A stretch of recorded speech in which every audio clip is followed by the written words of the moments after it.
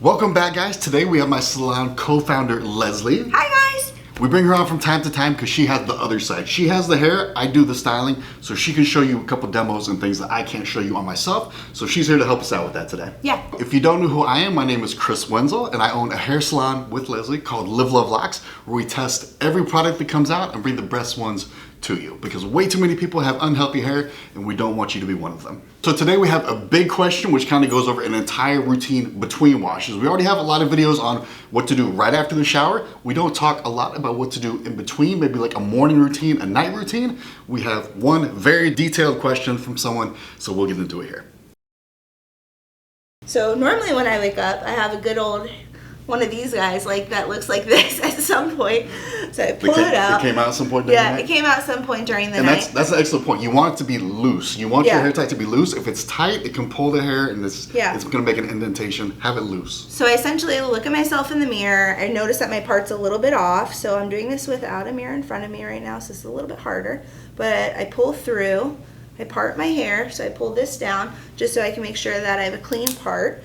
So I look at it, I'm like, okay, we're good. Then I use my wet brush and I actually brush through like my curl or whatever body I have in my hair. Do it on both sides. And this will take a little, if you have curls in there, this will take some of the curl out, so you don't want to do more than you want to. So, and if you have asymmetric curls, I would not do it this way because they will literally look crazy. If they're symmetrically curled, they'll stack beautifully on top of each other when you brush through it. Okay, and then I would take a little bit of oil. Yeah, we just oiled my hair. We're going to oil it again, guys. I take my hair here. I'm going to feed the oil in. Now, my hair can handle a little bit of oil up top here just to give it kind of that shine. And then I'm going to pull it forward.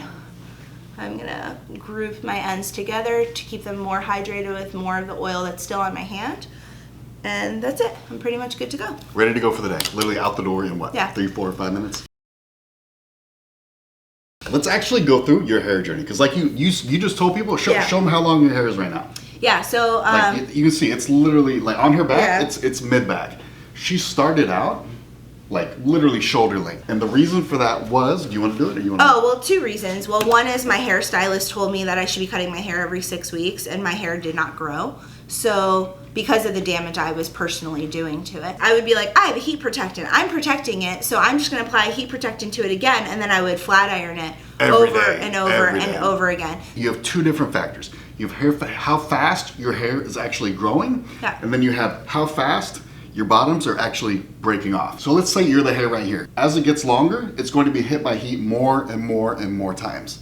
So like by the time it gets to here, it's going to have been hit by heat like 600 times, which is absolutely terrible. So basically, the more damage you do, the quicker it's going to break off. The more damage you subject it to, the quicker it's going to break off. So the less length you're going to get. By doing less heat, by only doing her hair once a week, she was able to go from being here to being like longer than she really needs. Let's be honest. Hey, I love it. It's perfect.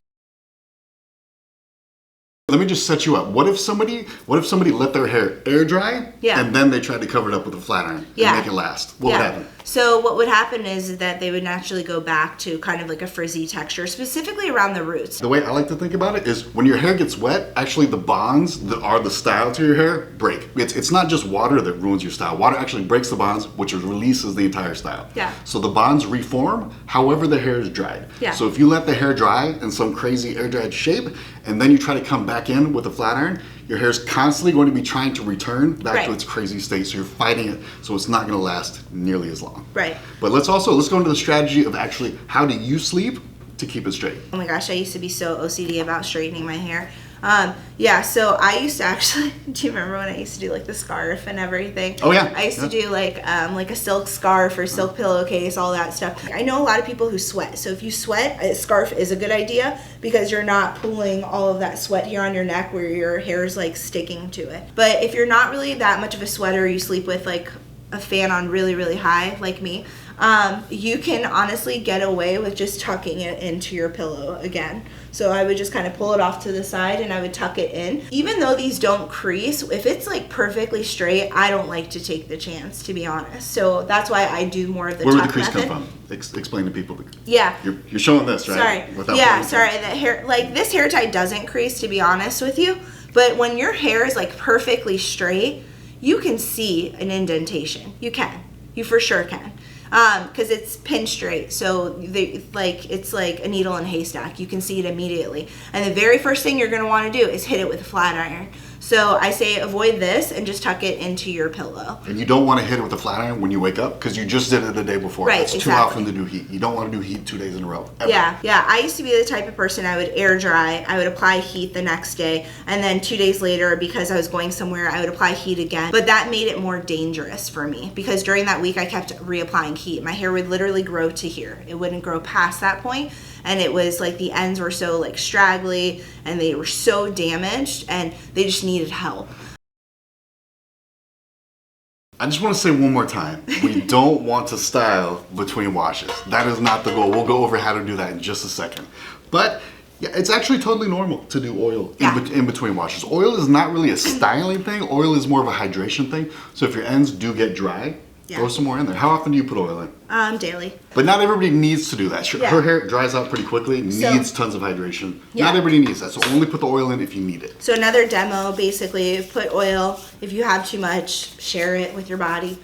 You're gonna pull your ends together. And this is all I do, is I basically feed it into my ends, and then I pull my hair forward, and then I kind of pull it into a curl, hydrate it, and then it looks a little bit more put together.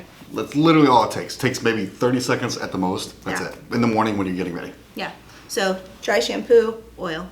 Yeah, that's your daily routine in between washes. You really shouldn't be styling it. It's dry shampoo, oil on your ends, done.